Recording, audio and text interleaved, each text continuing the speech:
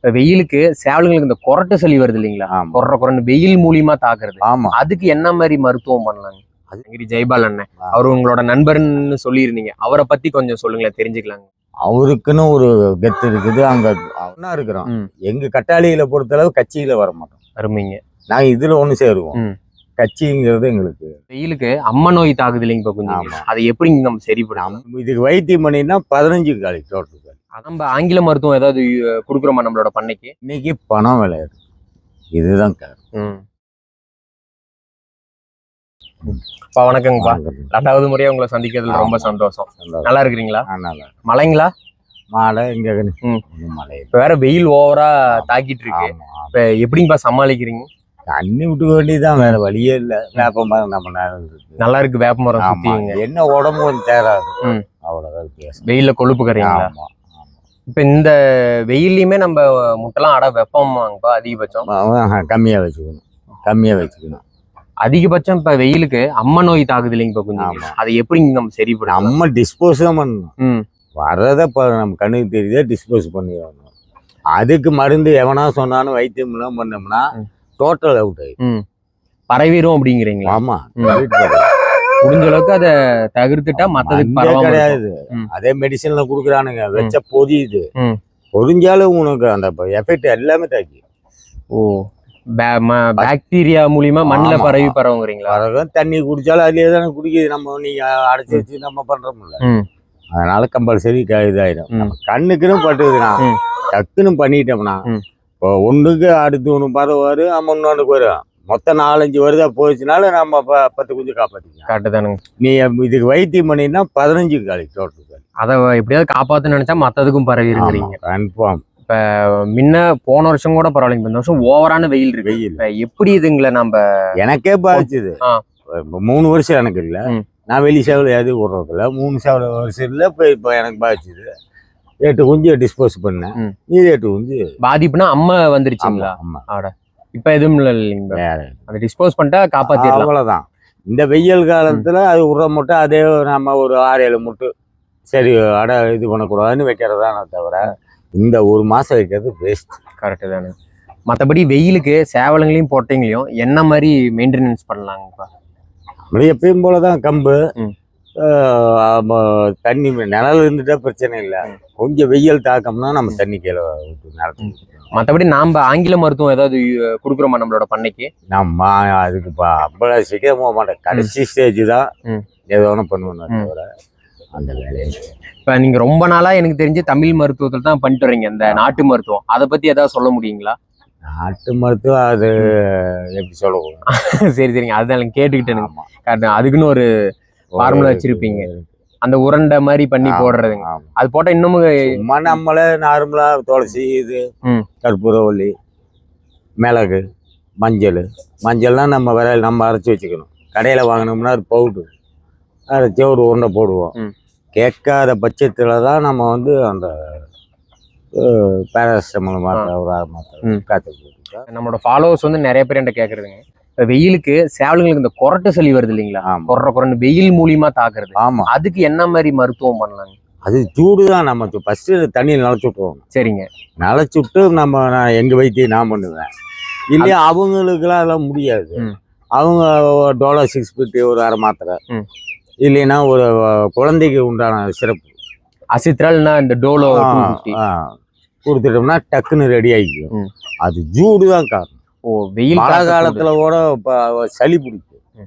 இது வந்து சளியும் இல்லை, 2 கட்டா வேலை. கொரட்டை கழுத்துல இருந்தா வேலை.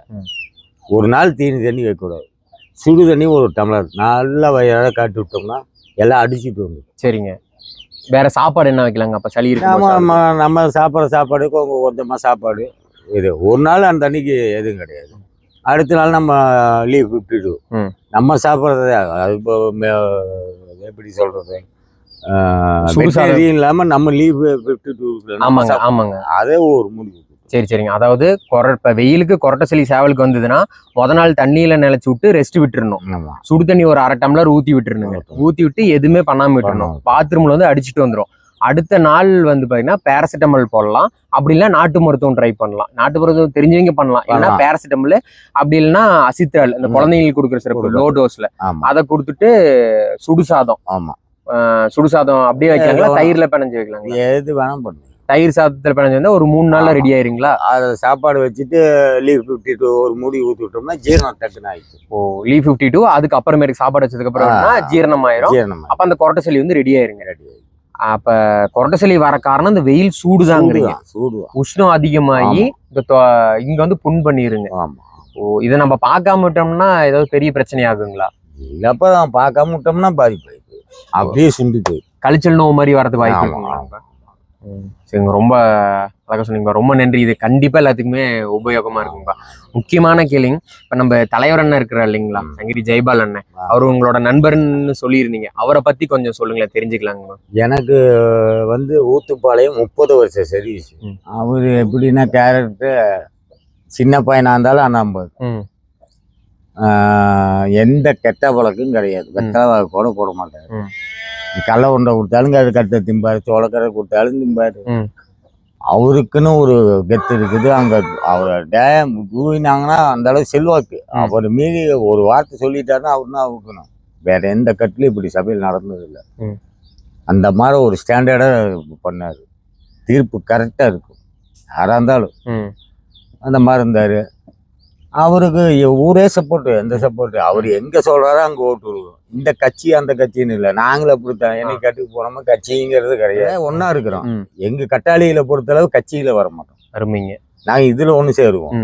கட்சிங்கிறது எங்களுக்கு வரைக்கும் எல்லாத்துக்கும் சாப்பாடு வாங்கி கொடுத்து காலையில் ஜாமீன் போட்டு எல்லாம் பண்ணி அந்த மாதிரி மனுஷனையெல்லாம் மாதிரி பார்க்க முடியும். எல்லாமே பண்ணி கொடுத்தா, எல்லாம் பண்ணி கொடுத்தேன். இன்னைக்கு நாங்க கட்டுக்கு போறோம் ஓடனானா போச்சு, முடிஞ்சுது, வண்டி எல்லாம் போயிடும்.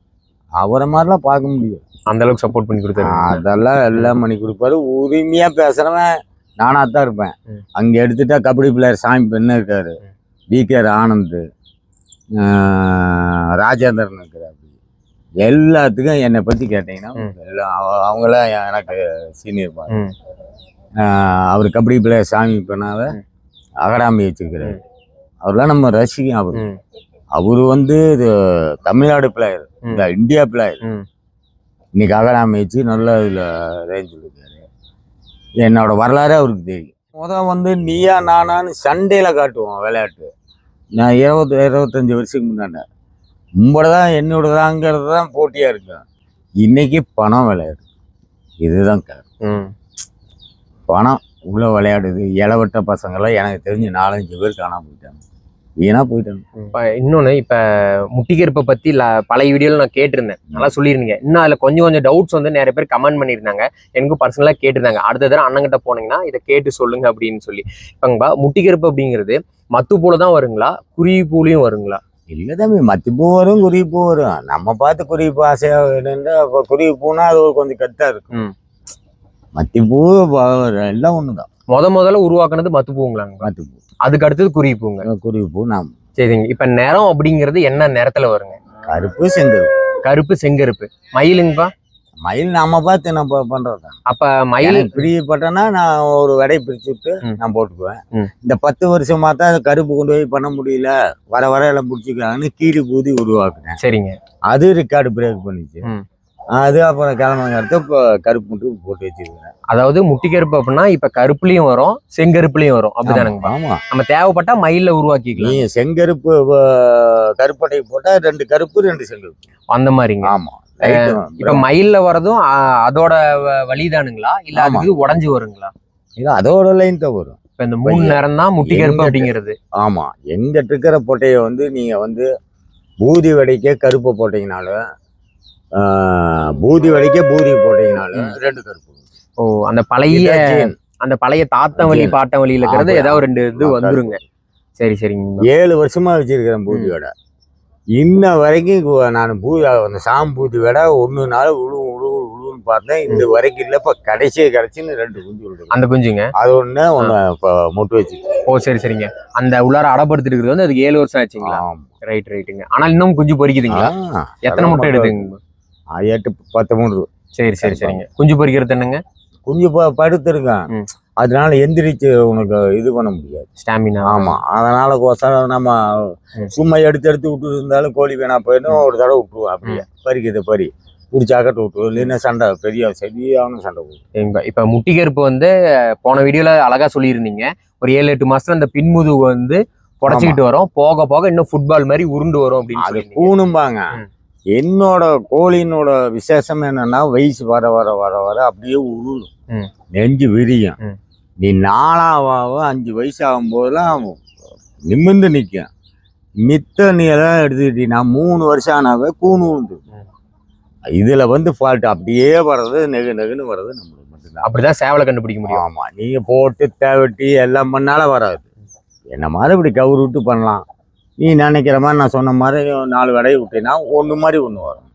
வந்துன்னா சேவலை எந்த பால்ட்டு இல்லை. 8 வருஷம் நீ கன்ஃபார்ம். இப்ப முட்டிகருப்பு பொட்டைங்களை நம்ம எப்படி கண்டுபிடிக்கலாங்க?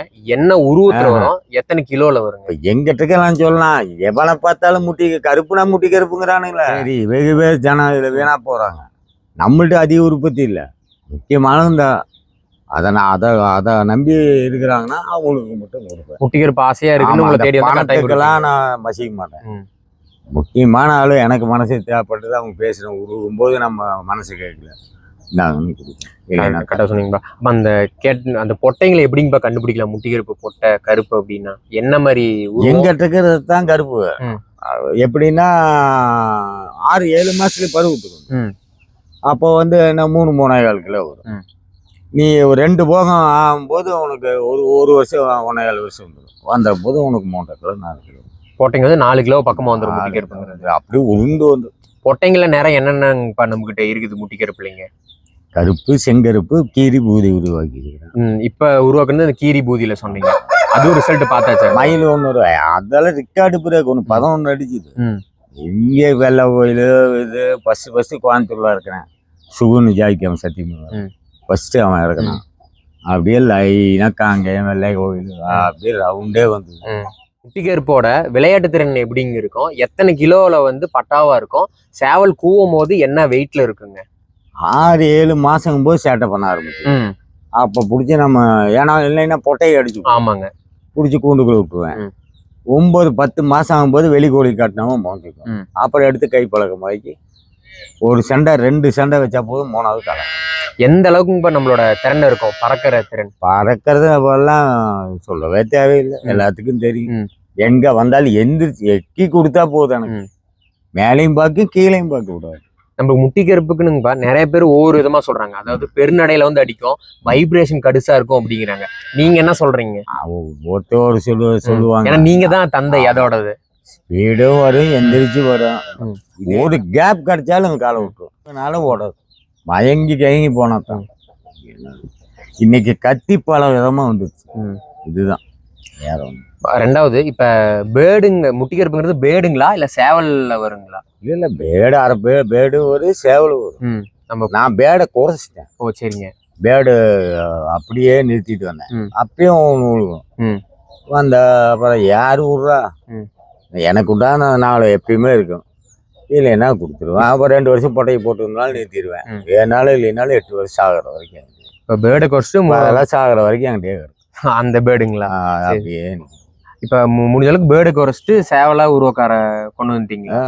பேடு எதுக்கு போறோம்னா சிறு முடி உழுவும் அழகா இருக்கும், அவ்வளவுதான் காரணம். முழு பேடு அந்த பேடை நம்ம போட்டோம்னா சிறு முடியில உழுவும். பெருமுடி வந்தா கொஞ்சம் இதா தெரியும். சிறுமுடியில வரும்போது கோழி அழகா. நன்றிங்க. அடுத்தது இப்ப முந்தானத்து கூட சொல்லியிருந்தீங்க, பூதியும் கீரியும் புதுலைன்னு உருவாக்கிக்கிற தம்பி வந்து பாருங்க. 10 வருஷமா எல்லாத்துக்கும் தெரியும். அதை பத்தி கொஞ்சம் சொல்லுங்க. இப்போ 3-4 அடிச்சுது, சங்கிரியிலேயே அடிச்சுது, அதுக்கப்புறம் அடிச்சுது, 11 அடிச்சுது, எல்லாத்துக்குமே தெரியும்.